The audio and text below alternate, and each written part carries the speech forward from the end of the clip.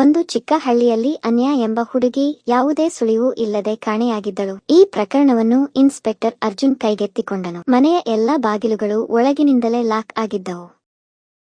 ಒಂದು ರಾತ್ರಿ ಅರ್ಜುನ್ ಕುಟುಂಬದ ಹಳೆಯ ಫೋಟೋಗಳನ್ನು ಪರಿಶೀಲಿಸುತ್ತಿದ್ದನು. ಕುತೂಹಲದಿಂದ ಅರ್ಜುನ್ ಆ ಕಪಾಟನ್ನು ಪರಿಶೀಲಿಸಿದನು.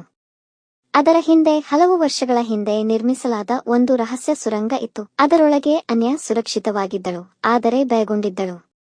ಆಕೆ ಹೇಳಿದ ಸತ್ಯವನ್ನು ಕೇಳಿ ಎಲ್ಲರೂ ಬೆಚ್ಚಿಬಿದ್ದರು. ಆಕೆಯ ಸಂಬಂಧಿಕರಲ್ಲೊಬ್ಬನು ಕುಟುಂಬದ ಆಸ್ತಿಯನ್ನು ಕಬಳಿಸಲು ಅವಳನ್ನು ಅಲ್ಲಿ ಮರೆಮಾಡಿದ್ದನು. ನೀತಿ, ಸತ್ಯವು ಸಾಮಾನ್ಯವಾಗಿ ಯಾರೂ ಹುಡುಕದ ಜಾಗದಲ್ಲೇ ಅಡಗಿರುತ್ತದೆ.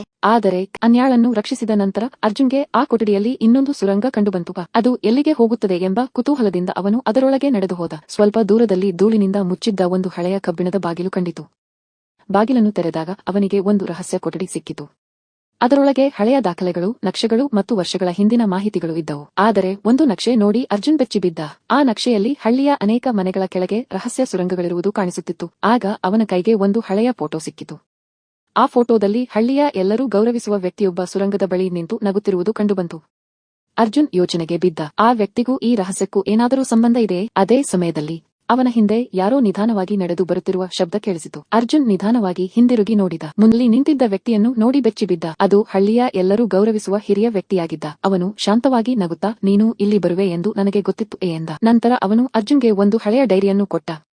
ಅರ್ಜುನ್ ಅದರ ಪುಟಗಳನ್ನು ತಿರುಗಿಸುತ್ತಿದ್ದಾಗ ಒಂದು ಆಶ್ಚರ್ಯಕರ ಸತ್ಯ ಗೊತ್ತಾಯಿತು. ಹಲವು ವರ್ಷಗಳ ಹಿಂದೆ ಈ ರಹಸ್ಯ ಸುರಂಗಗಳನ್ನು ಹಳ್ಳಿಯ ಜನರನ್ನು ರಕ್ಷಿಸಲು ನಿರ್ಮಿಸಲಾಗಿತ್ತು. ಪ್ರವಾಹ ಮತ್ತು ಅಪಾಯದ ಸಮಯದಲ್ಲಿ ಜನರು ಈ ದಾರಿಗಳನ್ನು ಬಳಸುತ್ತಿದ್ದರು. ಆದರೆ ಡೈರಿಯ ಕೊನೆಯ ಪುಟದಲ್ಲಿ ಒಂದು ವಿಚಿತ್ರ ಸಂದೇಶ ಇತ್ತು. ನಿಜವಾದ ರಹಸ್ಯ ಇನ್ನೂ ಪತ್ತೆಯಾಗಿಲ್ಲ. ಕೆಳಗೆ ಒಂದು ಪುರಾತನ ನಕ್ಷೆ ಇತ್ತು. ಆ ನಕ್ಷೆ ಹಳ್ಳಿಯ ಹೊರಗಿರುವ ಮರೆತು ಹೋದ ದೇವಾಲಯದ ಕಡೆ ತೋರಿಸುತ್ತಿತ್ತು. ಅರ್ಜುನ್ ಆಶ್ಚರ್ಯದಿಂದ ನಕ್ಷೆಯನ್ನು ನೋಡುತ್ತಿದ್ದ. ಆಗಲೇ ಸುರಂಗದ ಗೋಡೆಯ ಒಂದು ಭಾಗ ನಿಧಾನವಾಗಿ ತೆರೆಯಲು ಆರಂಭಿಸಿತು. ಅದರ ಹಿಂದೆ ಏನಿತ್ತು? ಗೋಡೆ ತೆರೆದ ತಕ್ಷಣ ಅರ್ಜುನ್ ನೋಡಿದ ದೃಶ್ಯ ಅವನನ್ನು ಬೆಚ್ಚಿಬೀಳಿಸಿತು.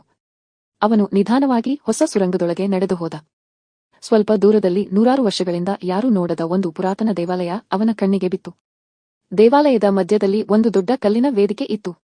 ಅದರ ಮೇಲೆ ಹೊಳೆಯುತ್ತಿದ್ದ ಒಂದು ವಿಚಿತ್ರ ಸ್ಫಟಿಕ ಕಲ್ಲು ಕಾಣಿಸುತ್ತಿತ್ತು. ಅರ್ಜುನ್ ಹತ್ತಿರ ಹೋಗುತ್ತಿದ್ದಂತೆ ಕಲ್ಲಿನ ಮೇಲೆ ಕೆತ್ತಲಾಗಿದ್ದ ಒಂದು ಸಂದೇಶ ಅವನ ಗಮನ ಸೆಳೆಯಿತು. ಅಷ್ಟರಲ್ಲಿ ದೇವಾಲಯದ ನೆಲ ನಿಧಾನವಾಗಿ ಕಂಪಿಸಲು ಆರಂಭಿಸಿತು. ಕಲ್ಲಿನ ವೇದಿಕೆಯ ಕೆಳಗಿನಿಂದ ಒಂದು ರಹಸ್ಯ ಕೋಣೆ ಮೇಲಕ್ಕೆ ಬಂತು. ಅದರೊಳಗೆ ಒಂದು ಹಳೆಯ ಮರದ ಪೆಟ್ಟಿಗೆ ಇತ್ತು.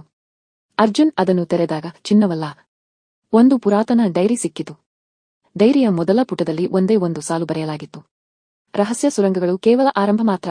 ಅಷ್ಟರಲ್ಲಿ ದೇವಾಲಯದ ಬಾಗಿಲು ನಿಧಾನವಾಗಿ ಮುಚ್ಚಲು ಆರಂಭಿಸಿತು. ಮುಂದೆ ಅರ್ಜುನ್ ಹಳೆಯ ಡೈರಿಯನ್ನು ತೆರೆದ ಕ್ಷಣ ಅದರ ಮೊದಲ ಸಾಲು ಓದಿ ಅವನ ಹೃದಯವೇ ನಿಂತಂತಾಯಿತು. ಅದರೊಳಗೆ ಬರೆಯಲಾಗಿತ್ತು, ಅತ್ಯಂತ ದೊಡ್ಡ ರಹಸ್ಯ ಇನ್ನೂ ಭೂಮಿಯ ಕೆಳಗೆ ಅಡಗಿದೆ. ಅದರೊಳಗೆ ದೇವಾಲಯದ ಕೆಳಗಿರುವ ಮತ್ತೊಂದು ರಹಸ್ಯ ಕೋಣೆಯ ನಕ್ಷೆ ಇತ್ತು. ಅವನು ಆ ನಕ್ಷೆಯನ್ನು ಅನುಸರಿಸಿ ಒಂದು ದೊಡ್ಡ ಕಲ್ಲಿನ ಬಾಗಿಲಿನ ಮುಂದೆ ತಲುಪಿದ. ಅರ್ಜುನ್ ಕೈಯನ್ನು ಬಾಗಿಲಿನ ಮೇಲೆ ಇಡುತ್ತಿದ್ದಂತೆ ಅದು ನಿಧಾನವಾಗಿ ತೆರೆದುಕೊಂಡಿತು. ಒಳಗೆ ಹಳೆಯ ದಾಖಲೆಗಳು, ಡೈರಿಗಳು ಮತ್ತು ಒಂದು ಮುಚ್ಚಿದ ಮರದ ಪೆಟ್ಟಿಗೆ ಇತ್ತು. ಅರ್ಜುನ್ ಪೆಟ್ಟಿಗೆಯನ್ನು ತೆರೆದಾಗ ಅದರೊಳಗೆ 200 ವರ್ಷಗಳ ಹಿಂದಿನ ಒಂದು ಪತ್ರ ಸಿಕ್ಕಿತು. ಆ ಪತ್ರದಲ್ಲಿ ಈ ಹಳ್ಳಿ ಒಂದು ಪುರಾತನ ರಾಜ್ಯದ ಅವಶೇಷಗಳ ಮೇಲೆ ನಿರ್ಮಾಣವಾಗಿದೆ ಎಂದು ಬರೆಯಲಾಗಿತ್ತು. ಅಷ್ಟರಲ್ಲಿ ಇಡೀ ಕೋಣೆ ಜೋರಾಗಿ ಕಂಪಿಸಲು ಆರಂಭಿಸಿತು. ಅವನ ಮುಂದೆ ಮತ್ತೊಂದು ರಹಸ್ಯ ಬಾಗಿಲು ನಿಧಾನವಾಗಿ ತೆರೆಯತೊಡಗಿತು. ಆ ಬಾಗಿಲು ಅರ್ಜುನ್ ಕಂಡ ದೃಶ್ಯ ಅವನ ಜೀವನವನ್ನೇ ಬದಲಿಸಿತು. ಅವನು ನಿಧಾನವಾಗಿ ಒಳಗೆ ನಡೆದು ಹೋದ. ಅಲ್ಲಿ ಚಿನ್ನವೂ ಇರಲಿಲ್ಲ, ವಜ್ರಗಳು ಇರಲಿಲ್ಲ. ಬದಲಿಗೆ ಹಳ್ಳಿಯ ನಿಜವಾದ ಇತಿಹಾಸವನ್ನು ಹೇಳುವ ನೂರಾರು ವರ್ಷಗಳ ಹಳೆಯ ಪುಸ್ತಕಗಳು ಮತ್ತು ದಾಖಲೆಗಳು ಇದ್ದವು. ಅಷ್ಟರಲ್ಲಿ ಹಳ್ಳಿಯ ಹಿರಿಯರು ಅಲ್ಲಿಗೆ ಬಂದರು. ಅವರು ಹೇಳಿದರು, ನಮ್ಮ ಹಳ್ಳಿಯ ಇತಿಹಾಸ ಮತ್ತು ಜನರನ್ನು ಕಾಪಾಡಲು ನಿರ್ಮಿಸಲಾಗಿತ್ತು. ನಂತರ ಅವರು ಒಂದು ಪುರಾತನ ಕೀಲಿಯನ್ನು ಅರ್ಜುನ್ಗೆ ನೀಡಿ, ಇನ್ನು ಮುಂದೆ ಈ ರಹಸ್ಯದ ರಕ್ಷಕ ನೀನೇ ಎಂದು ಹೇಳಿದರು. ಅರ್ಜುನ್ ಆ ಜವಾಬ್ದಾರಿಯನ್ನು ಗೌರವದಿಂದ ಸ್ವೀಕರಿಸಿದ. ಇಬ್ಬರೂ ಹೊರಗೆ ಬಂದಾಗ ಇಡೀ ಹಳ್ಳಿ ಅವರನ್ನು ಸಂತೋಷದಿಂದ ಸ್ವಾಗತಿಸಿತು. ಆ ದಿನದಿಂದ ಆ ಸುರಂಗಗಳನ್ನು ಸುರಕ್ಷಿತವಾಗಿ ಮುಚ್ಚಲಾಯಿತು.